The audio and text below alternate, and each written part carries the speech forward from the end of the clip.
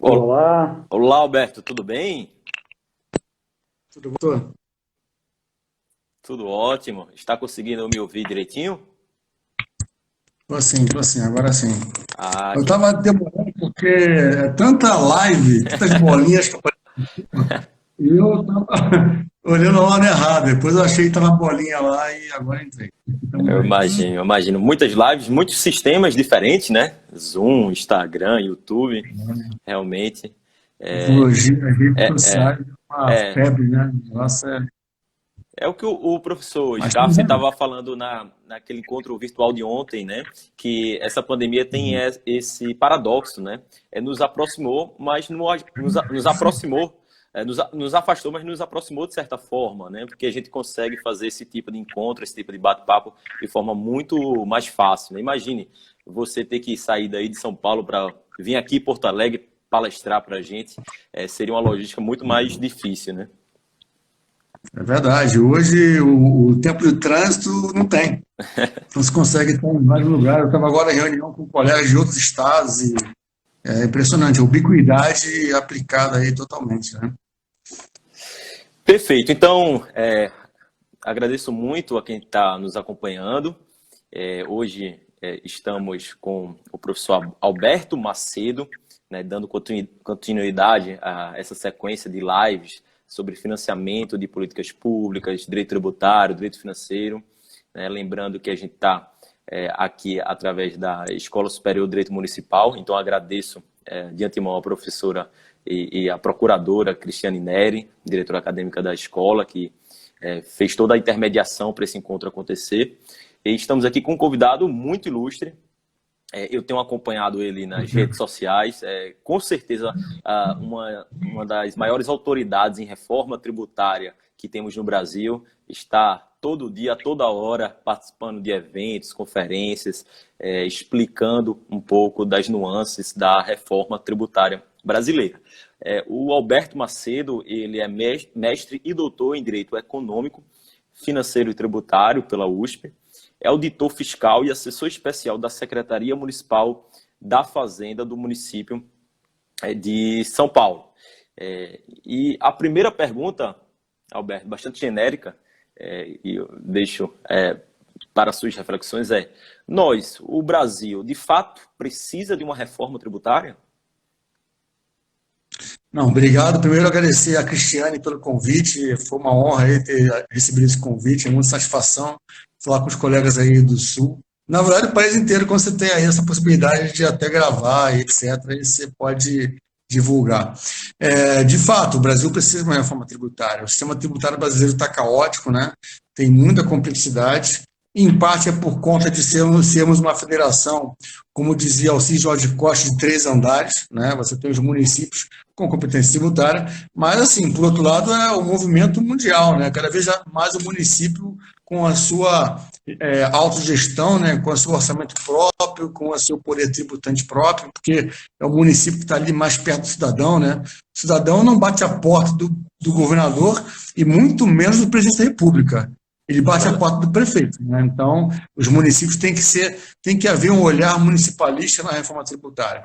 As complexidades são de N ordens, a gente tem que dissecar e entender, porque se fala muito genericamente, é caótico, e aí o caótico, às vezes, a solução não resolve o problema, né? Então, para entender qual é a solução, tem que entender qual é o problema, né? Esse é um ponto. E falando de reforma tributária, também é importante registrar que quais são as bases tributáveis, né? Você tem, grosso modo, você tem a tributação da renda, a tributação do consumo e a tributação do patrimônio, né? Tem a questão da folha, mas tem a folha tem uma certa financiamento, referibilidade ali, né? Mas as 3 grandes bases é renda, consumo e patrimônio. E aí, a renda precisa? Precisa. A renda realmente, o Brasil é impressionante, porque a gente consegue fazer coisas sensacionais. A gente consegue colocar na Constituição que imposto de renda é progressivo, o imposto de renda na prática não é progressivo. Pois é. Ele só é progressivo até quem ganha 40 salários mínimos. Para quem ganha de 40 salários mínimos para mais, o imposto de renda é regressivo. Ou melhor, o contrário, né? No geral, é regressivo. Por quê? Porque quanto mais rica a pessoa é, menos ela paga, né? Então, assim, Então, há uma certa injustiça por conta de a questão de deduções, de não tributar dividendos. Então, de fato, o imposto de renda não é regressivo para boa parte da faixa de cidadãos e acaba quem paga o pato é o mais pobre comparando com o mais rico, né? Então, e aí, já fazendo o jabá aqui do Simplifica Já, que é uma proposta que a gente tem levado adiante, a Anafisco, a Brasf, Sescom, que é da iniciativa privada, diversas associações de entidades que só crescem o apoio, né? A nossa proposta não está atuando na tributação da renda. Sabemos que o governo federal está estudando isso e tal, estamos focados na tributação do consumo, que aí porque que precisa dessa reforma também, e principalmente a tributação do consumo, porque há um problema grande de complexidade, né, dos tributos sobre o consumo, né?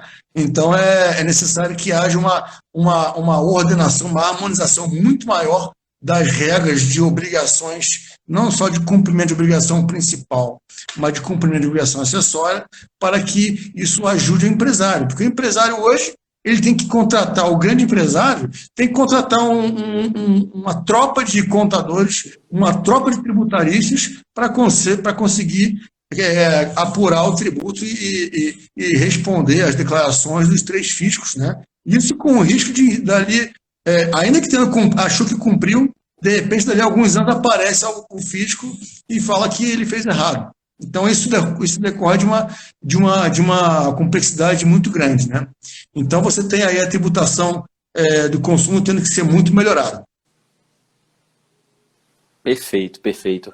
Expôs bem nossos principais desafios, né? Hoje, da matriz tributária. Hoje, na verdade, muito se discute sobre 2 propostas, né? A PEC 45 e a PEC 110, né? Elas possuem algumas semelhanças entre si. A ideia do IVA à la brasileira, né? A ideia de unificar vários impostos. Eu queria saber a tua opinião, especificamente sobre cada uma delas, quais os pontos positivos e negativos que você vê nessas propostas. Bom, as PECs 45 e 110 estão aí, a gente dialogou muito, quando fala a gente, eu no município de São Paulo, eu sou assessor do gabinete do secretário e eu coordeno o grupo de trabalho de reforma tributária já faz aí mais de 2 anos, né? É um grupo no qual eu montei a equipe de 2 colegas economistas, 2 juristas e 2 de operacionais. Um que trabalha no tributo fiscalizando o mercado financeiro e a outra colega que trabalha no Simples Nacional, na questão operacional do Simples Nacional. E aí a gente fez sempre nas nossas análises, uma análise com esses 3 olhares, aspectos que estão aí, e também as emendas. Uma análise econômica, uma análise jurídica e operacional. É uma análise que a gente entendeu o mais completa possível. E aí, em relação à crítica, tem várias questões, né? Agora, o que eu ressalto da PEC 110, o problema da PEC 110, é que a PEC 110, do meu amigo ex-deputado Raul, ela tira o município do Pacto Federativo, né? O município não pode mais definir a alíquota do imposto, né? Vai viver de IPTU e ITBI, né? Então é muito complicado. Isso aí, ao meu ver, fere o Pacto Federativo. A rigor, não deveria sequer ter passado no CCJ da Câmara na época, né? Isso aí foi final de 2018, né? Então isso já é muito complicado. Também outros pontos em relação à PEC 110 é que ela concentra o poder na União, né? E aí vira uma grande fluxo de repasse para lá e para cá muito complicado. Eu dou 2 exemplos. Prevê a federalização do ITCMD e 100% do ITCMD ser passado para os municípios. Ora, por que a União vai se interessar em fiscalizar um tributo cuja arrecadação não vai ficar com ela? A tendência é reduzir a arrecadação do tributo, né? E outra coisa, a IPVA prevê IPVA para a competência dos estados, como já é hoje, mas repassado 100% para os municípios.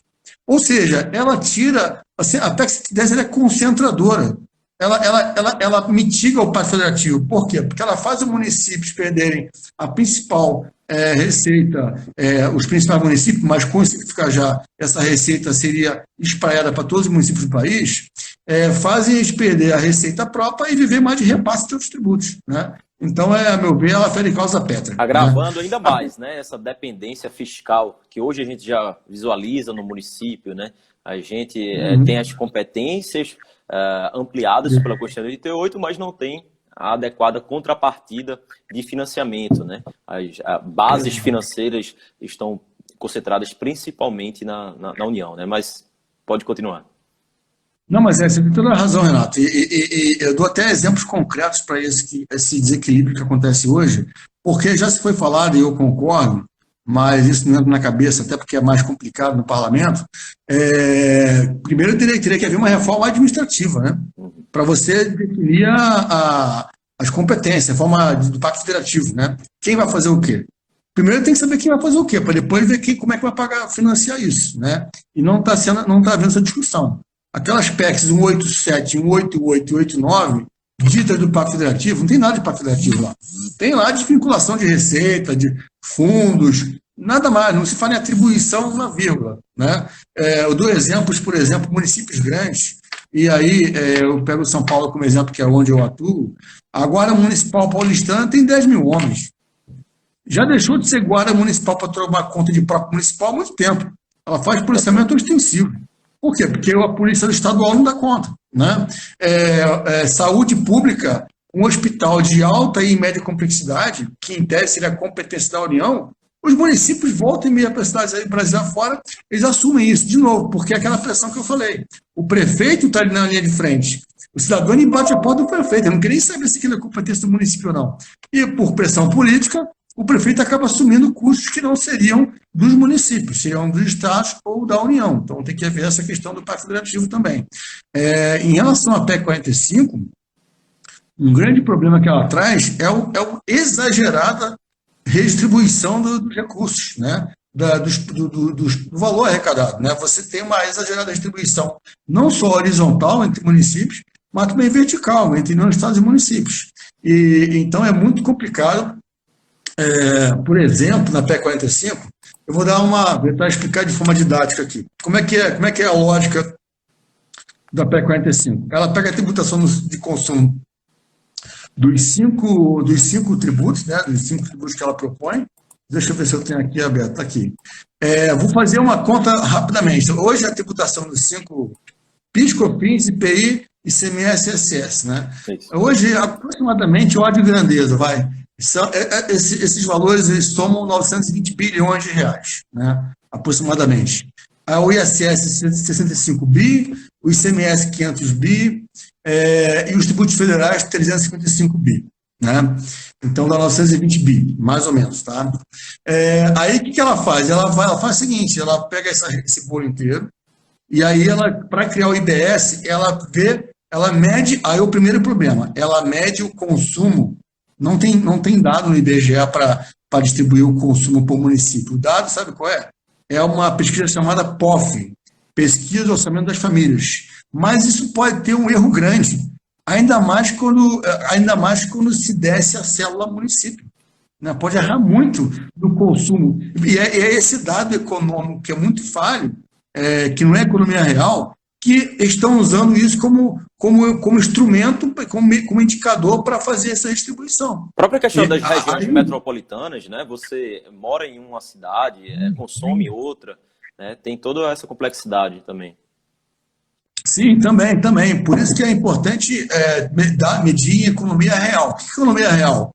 É nota fiscal emitida. E não existe isso ainda. Aliás, vou falar do que está avançado nisso e do que não está mais à frente. Mas como é que é a forma deles ratearem? Pega esse bolo do consumo e aí vê essa proporção que eu falei desses números e cria uma alíquota municipal do IBS, uma alíquota estadual do IBS e uma alíquota federal do IBS. Na conta deles, e a gente também fez essa conta, mais ou menos parecido, os municípios como um todo, então ISS global, que é 65 bi, para devolver esse 65 bi, do ISS global, a alíquota do IBS municipal deveria ser 2%. Então, 2% sobre a base tributável do IBS devolve os 65 bi dos municípios. Aí, o que eles fazem? Esse 2%, eles colocam igual para todos os municípios. Bom, mas peraí, todos os municípios não arrecadam ISS igual. né? Você tem o município de São Paulo com todos os seus problemas e 12 milhões de habitantes, e tem o município de Serra da Saudade, em Minas Gerais, que tem 700 habitantes. Serra da Saudade não arrecada ISS e vai receber 2% de alíquota para o seu consumo. Óbvio, vai ter uma distorção muito grande. O município de São Paulo não, a participação dele do consumo no país é algo em torno de 7%. Ora, para alcançar a arrecadação correspondente a esse consumo e devolver a arrecadação do ISS do município de São Paulo, a alíquota do município de São Paulo teria que passar de 2% para mais de 6%. Porque a lógica da PEC 45 do IBS é isso, ela fala assim, não, 2% para todo mundo, e aqueles municípios que têm que recuperar a arrecadação, vai no seu Câmara Municipal e aumentar a alíquota. Tá, legal, você acha que a gente vai conseguir, na Câmara Municipal, triplicar a alíquota do IBS municipal? Óbvio que não. Então, aí vai ter que dar duas uma. Ou vai ter que cortar serviço público, isso vai acontecer em mais de 400 cidades, ou vai ter que cortar serviço público, porque vai baixar o orçamento, a receita, ou vai ter que aumentar a alíquota. E aumentando a alíquota, vai fazer o quê? Vai aumentar a carga tributária. E vai impactar nos preços, né? E então percebe que esse é o ponto entre entes. Em relação aos contribuintes, prestadores de serviços, que hoje a tributação do consumo varia aí de algo em torno de 8% a 14%, mais ou menos, vai passar para 25%, no mínimo. Ou seja, vai, em alguns casos, triplicar, né? Então, de novo, não pode fazer uma proposta dessa como se o Brasil estivesse começando hoje. O Brasil não está começando hoje, o Brasil existe, né? O Brasil tem economia real, tem diferenças? Tem. Então, até eu fui à audiência pública na Câmara, e o API estava presente, o API é meu amigo, mas eu falei lá, não, o API diz que quem consome serviço é o rico. Eu falei, tá bom, o rico consome serviço, tudo bem. Mas quem é empregado da empresa prestadora de serviço não é rico, é pobre. E aí a empresa prestadora de serviço, ao perder mercado, ela vai mandar a gente embora. Porque a carga tributária vai aumentar para o setor de serviços. E ao mandar a gente embora, e aí pega só o serviço de saúde e educação, para começar, né, vai onerar o orçamento público. Então, vai aumentar o gasto público em relação ao orçamento, né? Então, assim, aí a gente usou um simulador que o município de Aracaju fez, e a Brasf, mensurando o impacto do aumento de gasto, porque como não vai poder ter isenção, além diferenciada, então vai aumentar a carga tributária, quanto essa carga tributária vai impactar, porque o município é consumidor de serviço também, né? É consumidor de serviço de educação, de saúde, de transporte público. Especialmente de entendimento do Supremo, né? De que não há imunidade recíproca no consumo. Exato. Você estava lá na reunião da BLDS, o professor da BLDS falou disso, né? Aquela virada foi na década de 50, por ali, né? Que o município, em que pese ser contribuinte de fato, ele não poderia se acreditar do imposto embutido no material escolar, enfim, em todos os serviços e bens que o município compra, né? É o encarecimento do serviço público, né? Oi? É o encarecimento do custo do serviço público. Sim, do custo. E aí, a nossa conta feita, a gente usou simulador, nas nossas contas, o município de São Paulo, que tem um orçamento de 69 bilhões de reais anual, a nossa conta é que a parte de despesa com esse gasto de carga tributária aumentaria em 5,7 bilhões de reais. Não é pouca coisa, né? É quase 10% do orçamento. Por quê? Porque querem uma alíquota única e aí o município não consegue dar conta e vai ter que cortar serviço, né? Ou aumentar a sua alíquota de novo na parte da receita. E aí a sociedade sofre. Então, dizer que a PEC 45 não aumenta a carga tributária é não entender a PEC 45, é não entender os mecanismos de financiamento e as decorrências das regras que estão apostas, né? Então, esse é um aspecto muito importante. Outra crítica que a gente faz da PEC 45, e aí eu até posso deixar mais para frente, porque depois é importante entrar em outros aspectos de diagnóstico, dos problemas da tributação do consumo e como resolver esses problemas. Perfeito. Muito se tem falado sobre a necessária simplificação do sistema tributário, né? E um dos mecanismos que mais se levanta para essa simplificação é a redução do número de tributos. Na sua visão, uma redução de número de tributos necessariamente implica em uma simplificação de fato? Essa é uma frase muito dita e é uma falsa, não é verdadeiro isso. Não é exemplo tão bobo que a gente percebe, realmente não é por aí. O exemplo é o seguinte, vamos pegar o ICMS hoje.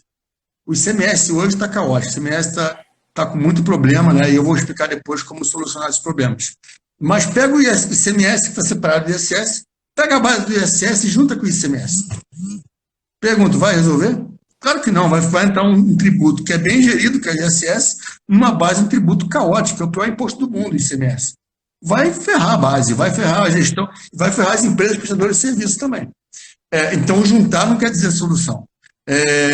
O que tem que fazer, aí tem que entrar no diagnóstico de quais são os reais problemas da tributação no consumo. Os reais problemas são realmente a separação de mercadoria e serviço?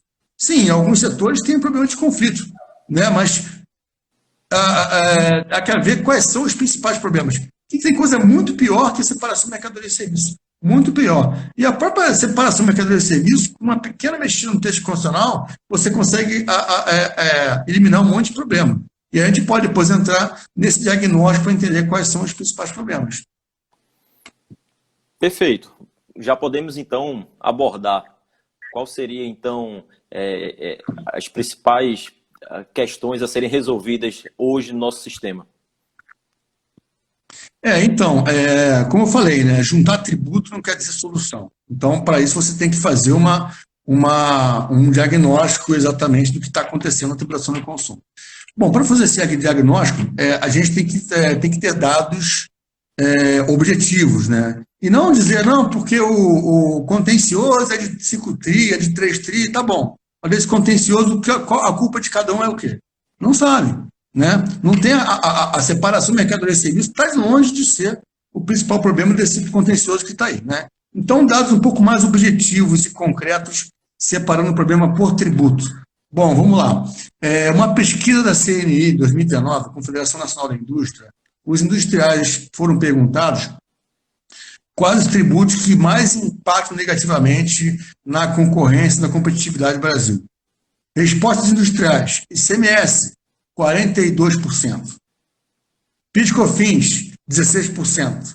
ISS, 1%. Opa, quem está ali no front, quem está ali no chão de fábrica, né, está dizendo que o ICMS é quase a metade dos problemas, é o principal tributo mais problemático dos que estão aí. E né? E o ISS... Só um parêntese, Alberto, eu estava conversando com um amigo meu, promotor aqui em Porto Alegre, ele cuida dos crimes tributários, ele falava exatamente isso, que até a questão dos crimes que ele investiga e apresenta denúncias se refere basicamente a ICMS. Né? Ele tem raríssimos casos de ISS.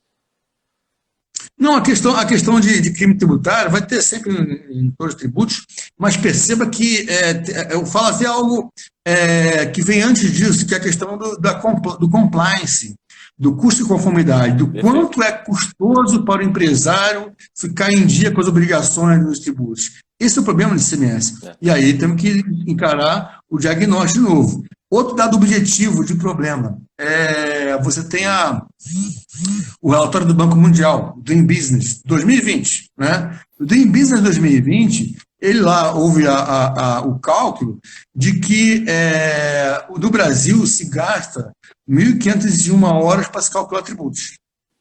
E o ICMS responde sozinho por quase 60% disso. 59% para ser mais exato. Ora, 59% é só culpa de um tributo, de um imposto só, ICMS. Eu gostei da sua fala. O ICMS tem mais exceção do que regra, né? Exato. Então, assim, você tem que ver o que está acontecendo. Por que tem essas exceções todas? Vamos descobrir. Vamos entender por que tem as exceções. Então, você percebe esses dois dados que eu falei, um terceiro dado. Uma dissertação de mestrado da FGV, de uma Ana, e, aliás, foi orientada pelo meu amigo Eurico de Santos, né? Lá ela pesquisou as empresas de capital aberto em relação a ter que provisionar recursos por conta de litígio, seja litígio administrativo ou judicial, o ICMS é disparado. aquele primeiro colocado entre os tributos, com mais 90 bi, empresa de capital aberto, mais 90 bi provisionado, né? Por conta de litigioso. E o ISS lá embaixo com algo em torno de 6. Né? Então, esses dados objetivos começam a mostrar onde estão os problemas. E aí a gente tem que atacar os problemas. E aí eu posso começar com o principal problema do ICMS, mas antes queria falar um outro ponto que eu não falei ainda. A UIBS, que quer juntar os tributos PIS, COFINS, IPI, ICMS e ICS, ele traz uma redistribuição tremenda, vertical também. Eu falei da horizontal, não falei da vertical, que é o quê? É a questão da participação na tributação dos serviços. A tributação dos serviços hoje no Brasil, o bolo da tributação, da arrecadação da tributação de serviços, a União ela fica com 43% dessa tributação, pela PIS, COFINS e serviços. Né? Os municípios com 39% e os estados com 18%. Os municípios com 39% por quê? Porque tem o ISS e mais a cota parte do ICMS dos serviços de comunicação e transporte intermunicipal. Então esse é o bolo hoje, 43, União, 39 municípios e 18 estados. Quando junta tudo o IBS, a União pede 15% dessa participação, os municípios pedem 46% dessa participação e os estados ganham 133% dessa participação. Ou seja, o ente que está com o imposto mais doente é o mais premiado para pegar essa base, que é a base que mais cresce no Brasil e no mundo. Então, o que acontece? No IBS, o aumento da arrecadação dos estados é retirado na participação do setor de serviços, é retirado da União e principalmente dos municípios. Isso é uma grande injustiça. Por quê? Porque o ISS é um imposto que tem uma gestão muito boa. Claro, é mais fácil, é acumulativo, ali está baixo, né? E o ISS cresceu nos últimos 15 anos, praticamente, ele cresceu algo em torno de 136%. O ICMS cresceu 57%. E a PIS, COFINS e IPI juntos cresceram algo em torno de 30%. Aí você fala assim, não, Alberto, isso aí é porque a base de serviço é que mais cresce, então tem que distribuir essa base para todo mundo crescer. Na verdade, não é só isso, é por conta da gestão. O ICMS só não cresceu mais porque o ICMS tem uma desoneração, uma renúncia fiscal de quase 20% da arrecadação possível do tributo. O ICMS arrecadou ano passado 510 bilhões de reais, sendo que a renúncia fiscal, aquela declarada, aquela que foi achada, porque tem muita renúncia fiscal que não é achada, é feita por baixo dos panos, né? Aquela declarada, aquela encontrada, vamos dizer assim, de 120 bilhões de reais. São quase 2 ISS. Né? Ou seja, uma melhor na gestão do ICMS ajudaria a reduzir um pouco essa renúncia fiscal, vou explicar o porquê disso mais à frente, e poderia aumentar a arrecadação dos estados. E dizer que a base de serviço é que mais cresce é verdade, mas a gestão do ISS é muito boa pelos municípios e continuará sendo muito boa no Simplificar Já. Por quê? Porque vai jogar o ISS mais para o destino, mas vai ter um compartilhamento entre origem e destino, e há um sistema eletrônico que propicia isso, que é a nota fiscal do Serviço Eletrônico Nacional, e que vai fazer os municípios, em vez de entrarem em guerra fiscal, entrarem em integração fiscal. Todos saem ganhando. É um ganha-ganha. E a PIS/COFINS, por exemplo, com essa aumento de 30%, demonstra, e ela tributa serviços. Tributa serviços, que também é a base que mais cresce. E como é que o ISS cresce 136% e a PIS/COFINS 30%? Gestão, porque a União usa muito a PIS/COFINS para desonerações N, e aí a gestão fica ruim, a redação fica ruim, e aí gera essa complexidade que também é a PIS/COFINS. Para você ter uma ideia, o ISS Simplificar Já, que é o ISS que distribui o ISS para todos os municípios muito melhor, em 15 anos, de 2021 até 2035, em 15 anos, ele devolveria para os municípios 206 bilhões de reais a mais do que devolveria o IBS municipal para os municípios. Ou seja, é muito melhor os municípios manterem a base ISS, distribuindo para o município de destino cada vez mais e não sair juntando ICMS com ISS, porque tem que melhorar o ICMS na questão de compliance para ele ficar um tributo melhor. Perfeito. Alberto, do ponto de vista da justiça fiscal, justiça tributária, igualdade material, né? Claro, a gente sempre almeja que quem ganha mais pague mais tributo, né? E quem ganha menos pague menos, né? Essa é a noção básica de isonomia tributária. Do ponto de vista dessas reformas, considerando que por exemplo, ela não toca em questões como reajuste de imposto de renda, não aborda o tema do próprio imposto de renda, não aborda a questão da tributação de lucros e dividendos. Como é que você enxerga? Você acha que, aprovadas alguma dessas reformas, haveria uma maior ou uma menor justiça tributária em nosso país? Olha, a tendência é que você, com essas propostas que estão aí, a tendência é que aumente a concentração, né? Porque justamente você está tirando dos municípios,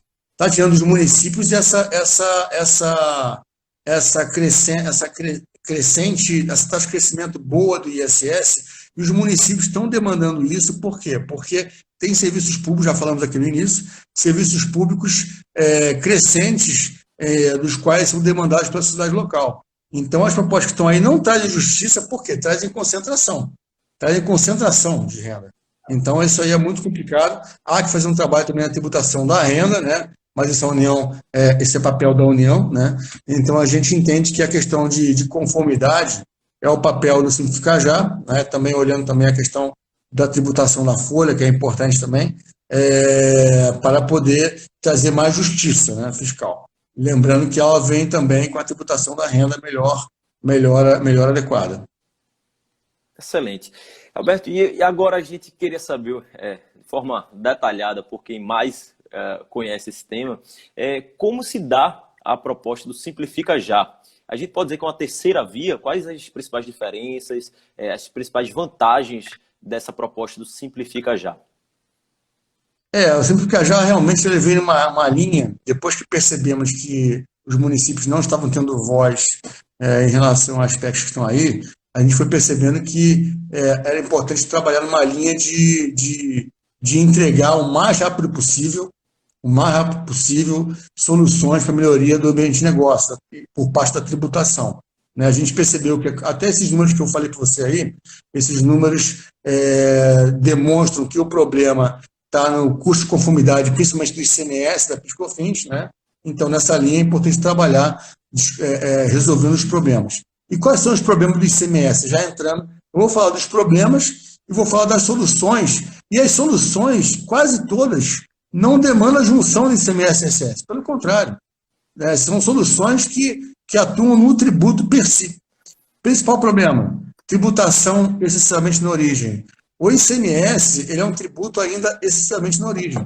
Isso traz muita guerra fiscal. Faz com que o governador ele queira atrair o empresário, aquela empresa do seu território, ainda que aquela empresa não tenha nenhuma vocação para aquele território estadual. Né? O Brasil é muito diferente. O Brasil do Sudeste é um, o Brasil do Centro-Oeste é outro, o Brasil do Nordeste é outro, o Brasil da região Norte é outro.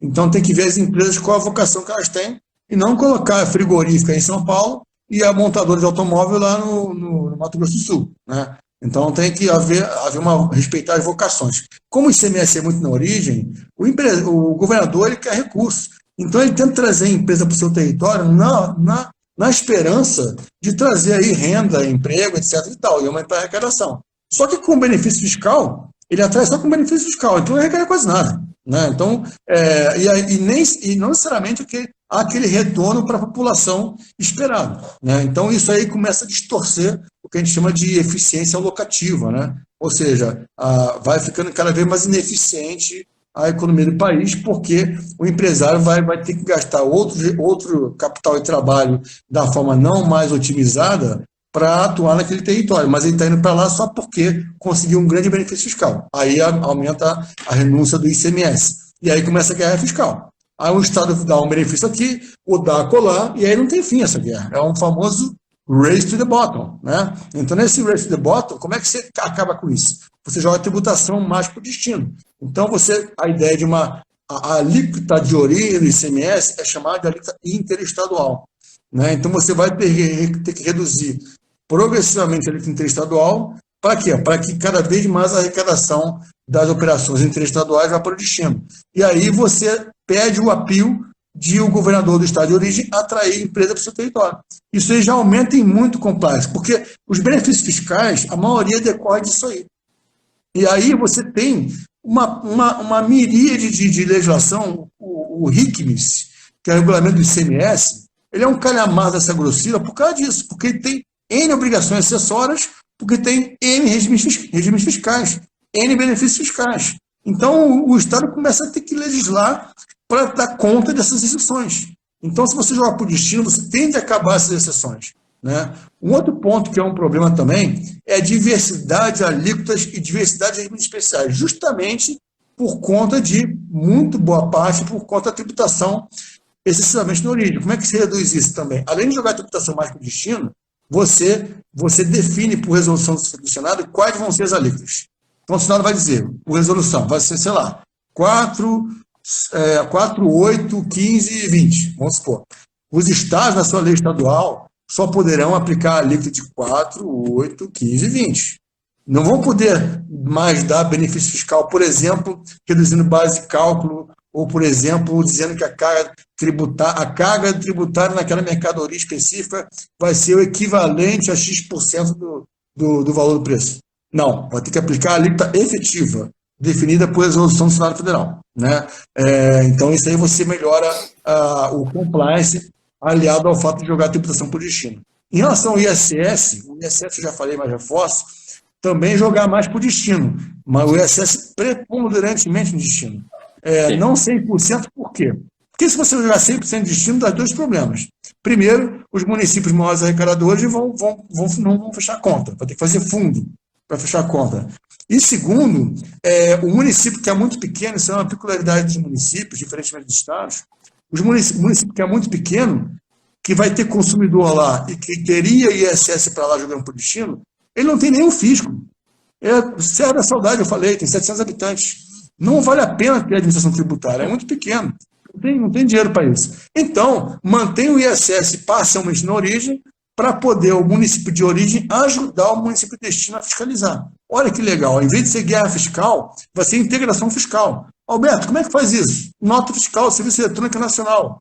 É um projeto que já está pronto, a Abraste, da qual eu faço parte, a CNM, que é a Confederação Nacional de Municípios, e a Receita Federal trabalharam por vários anos nesse projeto e está pronto. Inclusive, a Receita Federal teria que dar um empurrão final, e eu não sei por que não está dando, porque está pronto o projeto, e para entregar para os municípios e para todos os prestadores de serviços um instrumento de compliance tremendo.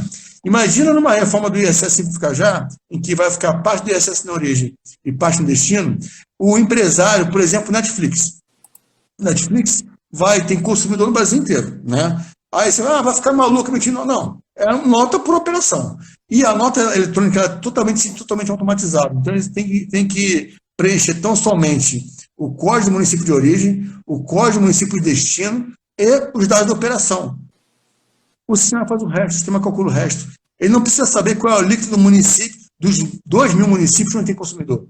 É só colocar o dado do município de origem, que é o código. O resto o sistema faz. Quando ele for emitir a guia no final do mês para pagar o tributo, essa guia nacional eletrônica, única também, já está atrelada ao sistema de notas, então ela vai puxar os dados das notas e automaticamente, quando for pagar, o valor a ser pago vai ser distribuído automaticamente na conta bancária de todos os municípios do país envolvidos naquela operação. Quer um complexo melhor que esse? A empresa que vai se preocupar somente com um padrão de nota, somente com uma guia nacional. Por que esse federal não entregou isso ainda? Tem que perguntar, não sei, eu não sei. Porque nós fizemos nosso trabalho. A nossa expertise de tributar serviços, a gente ajudou muito o projeto da Receita Federal, o projeto nosso, não é da Receita, é nosso junto com a Receita, ajudou muito com a expertise nossa de tributar serviços e está pronto lá. É só chutar para o gol, sem goleiro. Outro ponto, em relação ao ISS, só para falar da alíquota do ISS, do ICMS do ISS. Pode ficar à vontade. No ISS pode ser alíquota única. Pode ser alíquota única por quê? Porque o range de alíquota do ISS é de 2 a 5. Então dá para manter uma alíquota única que você traz aí uma uniformidade, né? O município de destino vai decidir a sua alíquota, ficaria 2% no município de origem, na operação intermunicipal, e a diferença até no máximo 3%, então 3 mais 2 é no máximo 5%, e a diferença no município de destino. E aí esse município de destino vai definir qual alíquota que quer utilizar. Então, e também não teria mais briga se aquele serviço é, sei lá, licenciamento de software ou se é elaboração de software. Não interessa, é 5%, é uma alíquota única, pronto, acabou o problema, né? Tem outros problemas, mas eu devolvo a palavra para a gente poder fazer um bate-papo legal. Não, tranquilo. Na verdade, a intenção de fato, conhecer um pouco mais, né, dessa proposta. As principais são a PEC 110 e a 45. Então, é muito bom que a gente possa disseminar essa proposta que me parece que é a que mais considera o Pacto Federativo, né, Alberto? A gente estava comentando agora. Você vê, principalmente nesses tempos de pandemia, né? A gente está visualizando na prática a asfixia, né? Claro, o coronavírus, uma dos sintomas é exatamente a falta de ar, né? Mas a asfixia maior, do ponto de vista da federação, está acometendo os municípios, não? Uma asfixia fiscal, né? A gente não consegue ter instrumentos para fazer o financiamento das políticas públicas de combate ao coronavírus no âmbito dos municípios. E aí, a gente até já comentou em outra live aqui, vem a União e aprova uma lei de ajuda aos estados e municípios, né? Como se não fosse uma obrigação da União, em tempos de crise, adotar mecanismo de maior distribuição dos recursos públicos, né? Então, aproveitando esse gancho, eu queria saber a tua opinião, como é que tu vem enxergando o financiamento das políticas públicas municipais. Isso evidencia, essa pandemia evidencia a necessidade de uma reforma tributária que respeite e leve em consideração a harmonia entre os entes federativos? Sim, você vê a pandemia é uma guerra, nós estamos numa guerra, né? E quem está no fronte da guerra são os municípios e estados, principalmente os municípios, né? Então, assim, a arrecadação naturalmente cai, né? Porque a atividade econômica cai, a arrecadação cai, da ordem de 30% até mais, né? Então, esse problema, como nós estamos numa guerra e os municípios estão no fronte, quem financia uma guerra no país é a União. Não é o município que financia uma guerra, é a União que financia a guerra, né? Então, a ajuda, você vê ali complementar 173, bem-vinda, mas ainda tímida, né? Por quê? Porque a guerra está rolando, né? Então, é importante que nesse financiamento da guerra os municípios e estados, principalmente os municípios, sejam encarados como o soldado que está lá no fronte. O soldado precisa de suprimento, ele precisa de logística, né? E está lá no front gente morrendo, né? Você até falou da questão respiratória, eu estava lendo esses dias material sobre o coronavírus. Primeiro, a questão de mutabilidade, isso é um problema, né? E segunda, a questão de que há pontos em relação a ele que não estão ainda clarificados. Tem gente que é nova e está morrendo. Isso suspeita-se que tem a ver com tipos de DNA, enzima, eu não sou médico, não sei dizer, mas são pontos que depende do teu organismo peculiar, do seu indivíduo, né? E que não necessariamente você está no grupo de risco que dizem por aí. Então, ou seja, muita gente morrendo e o Serviço Público de Saúde Municipal e assistência social estão em ação, né? Estão em ação. E alguns falam, não, São Paulo é rico. São Paulo, a periferia, a taxa de mortalidade na periferia é 10 vezes maior que a taxa de mortalidade na não periferia. Aí você vê a desigualdade social. E quem ataca a desigualdade social é a ponta. São os municípios e estados que executam política pública. A União não executa política pública. Os municípios e estados são aqueles grandes consumidores de insumos para executar essa política pública. A União financia isso, né? Então, claro que tudo tem que ter seu controle para evitar desvio, tem que punir os casos de desvio, óbvio, né? Mas isso não quer dizer que não tenha que financiar. Então, é um grande problema. E o Simplifica Já, que está aí no site, até a Cris colocou aqui o site também, é o www.simplificajá.org.br, todo o material está lá. Ele propõe essa melhoria na gestão dos tributos, o que dá um ganho para ambos os lados, não só contribuintes, mas físicos. Porque você tem um compliance muito melhor, o contribuinte ele vai saber com clareza o que, como, quando e onde pagar, que é isso que ele quer. Ele não quer gastar horrores com equipe de contador e de especialista tributarista. Ele quer executar o negócio dele, pô, né? Então, para isso, ele precisa de simplicidade, né? Então, é importante integrar isso para ele. Deixa eu falar, Renato, em relação a um ponto, claro, de alguns problemas que também tem na tributação do consumo, é a questão da diversidade da legislação, né? O pessoal chama de o cipoal legislação. Por que esse cipoal? Bom, cipoal, boa parte, lembra que eu falei que o RIC me dá uma calhamaça assim de grossura? Isso. Porque tem mais seção de regra? Esse é o cipoal. Então, porque como tem muito benefício fiscal, muito regime fiscal, exceção, aí os FIIs têm que começar a fazer legislação, primeiro para evitar fraude. Então, tem N declarações, declaração disso, declaração daquilo, para tentar evitar que o pessoal use fraude, se vá de fraude. E aí começa a trazer a complexidade para a legislação, né?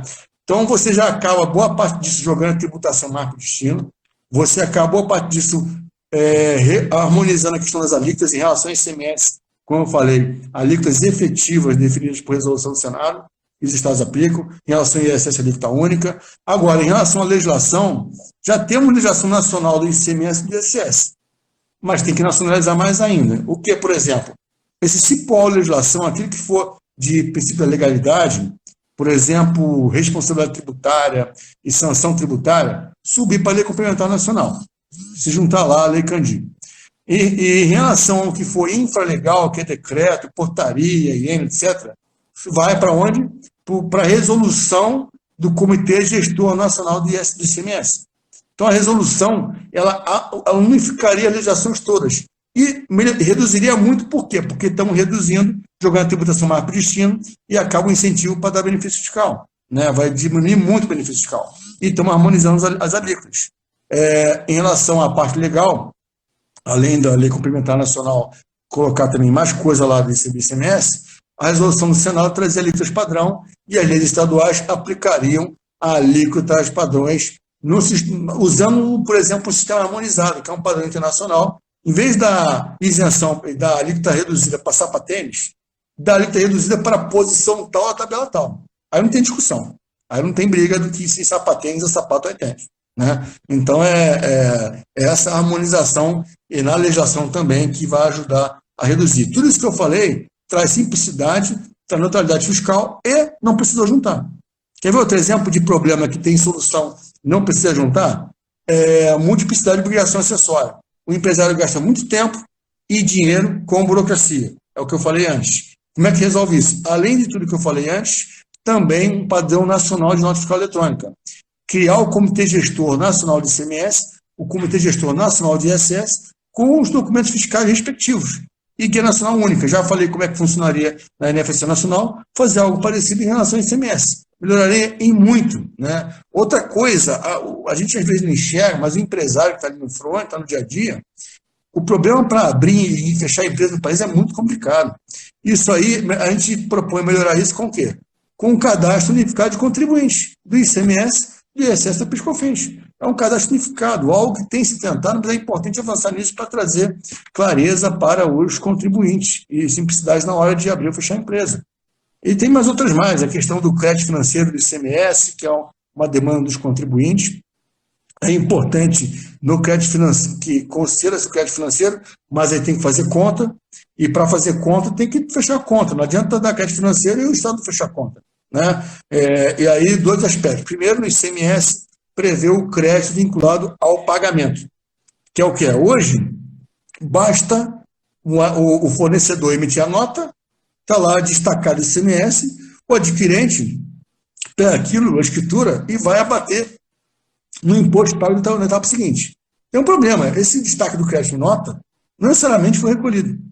Por isso tem crédito acumulado em ICMS, porque os estados não têm como pagar, porque foi a emissão de nota muitas vezes não acompanhada do lastro financeiro. Imagina uma operação, por exemplo, de Minas para São Paulo. De lá para cá, a alíquota interestadual é 12%, então fica 12% na origem. Aí vamos supor que Minas dá um benefício fiscal que permite destacar na nota 12%, mas que, na verdade, permite recolher 1%. Olha que coisa. Então, aquele 12% da nota, que vale dinheiro, entre aspas, o adquirente vai usar, né, enquanto foi recolhido só 1%. E aí o município, o estado de Minas dá benefício de 12%, quem vai pagar a conta é o outro estado. Percebe? Abaixando o valor pagado do tributo da operação seguinte. Então, esse tipo de coisa não dá para acontecer. Eu tenho falado da FGV, eu falei numa mesa de eventos lá, mais uma vez até. A gente quer uma não cumulatividade de verdade ou de mentirinha? Que hoje no Brasil está uma cumulatividade de mentirinha, né? Porque esse crédito não tem lastro financeiro, muitas vezes. Ora, prevê o crédito vinculado ao pagamento. Isso não tem problema nenhum. Aliás, hoje está pior que isso. Hoje está todo.